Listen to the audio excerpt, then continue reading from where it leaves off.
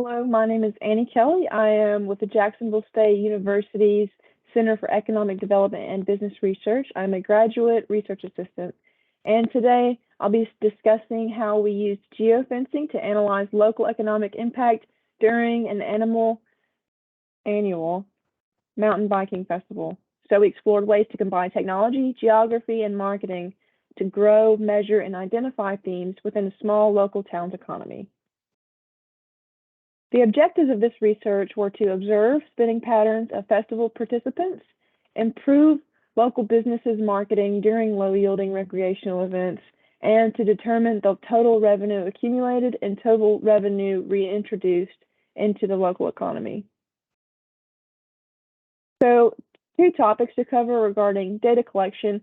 It was based off of two parts, and that was geofencing and the input-output data analysis model. So first off, geofencing is defined virtual geographical boundaries, and you enter the area, you exit the area, and it collects your GPS data based on those boundaries that we go in and set up beforehand or after.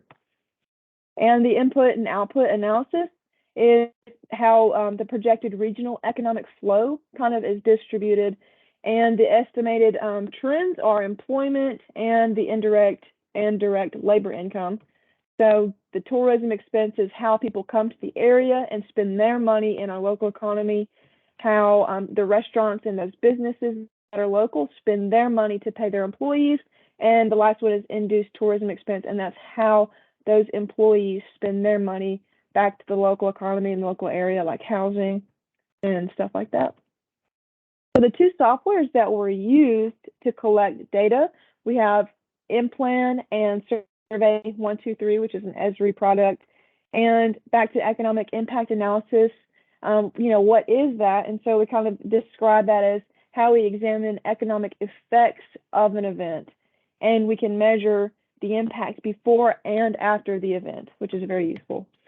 So InPlan was the first software kind of on our list here, and that's it's a highly developed and intricate modeling software, and it combines comprehensive databases on economic variables, multipliers, and demographic data from within that geofenced area.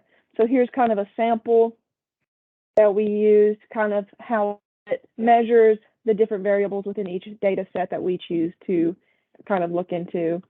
And the next part is Survey 123, and it, like I said, is an Esri product, so it goes hand in hand with ArcGIS. So it definitely contributed a lot to the data collection, the points that people were using for the GPS, and all that stuff. So it's used that as well as the spending report from the Northeast Alabama Bicycle Association, which is who also funded a lot of the event and hosted a lot of the event total. So this is a screenshot of our survey for that. We had the survey online. We also actually put it on paper, so that way we could actually talk to the people who were at the event and kind of get them more of their perspective and more willingness to fill out our form. So event details, we did this survey and this data collected at the Coldwater Mountain Bat Tire Festival back in 2021. It was October 22nd through the 24th, and that's hosted in Anniston, Alabama. And the survey total, intercept survey total, we had over 59 participants out of 109. So the response rate was a very good 54%. And the participant commuter range was from Tennessee, North Carolina, South Carolina, Alabama, Georgia, and Florida. And some more details on the demographics of the participants who came to the event. 78% of them were male, and only 22% were female. And back with the age range, the highest age range with 35% was 45 to 54 years old. Second was 55 to 64 years old. Race and or ethnicity, there was a large portion of white at 89%, followed by Hispanic or Latino only at 5%. Highest level completed of education, the highest was a 45% of bachelor's degree, and the second following with the 25% were master's. And a total household income before taxes, 35% was $150,000 or more a year. And just kind of something fun, the participants, we asked, what did you like most about the event? And Implant also kind of summarizes the data, and the more of the words you use, the bigger the word. So the biggest word was people, beer, atmosphere. So I feel like it was a very successful event.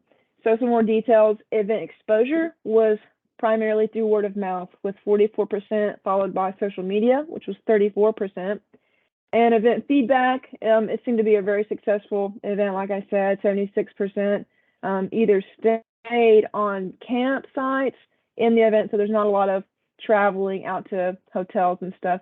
Everybody's pretty local as far as kind of where the event's hosted, and 100% trail event recommendation rate. So some of the data with Coldwater Mountain Fat Tire Festival, it was hosted in Calhoun County, Anniston, and that is in the state of Alabama.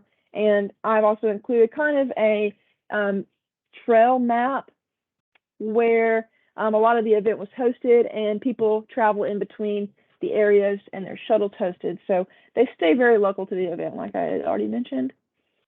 And some more data, average daily spending was $175 while attending the event. And that was primarily expenses with fuel to get to the event, food there at the event, and retail as well as the lodging and camping fees.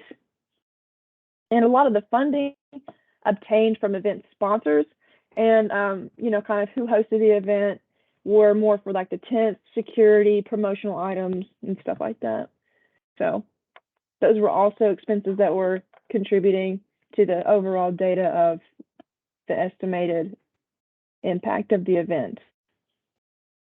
So yeah, in conclusion, the impact analysis total was labor income was $38,402.89.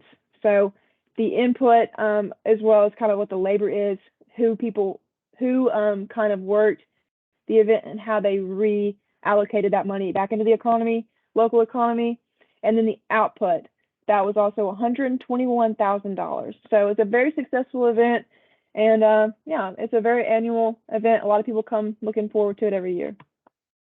So the limitations, of course, that we ran into, a lot of the surveys that we were handing out, instead of it being one per group, it was several people in one group. So I think some of the numbers were getting kind of overlooked or re-added multiple times. So that's something that we'll be kind of on the more aware of and for the future. So yeah, thank you so much for coming to my presentation. I hope you had an awesome time. And if you have any questions, you can go ahead and email me at akelley3@stu.jsu.edu. So thank you so much for your time.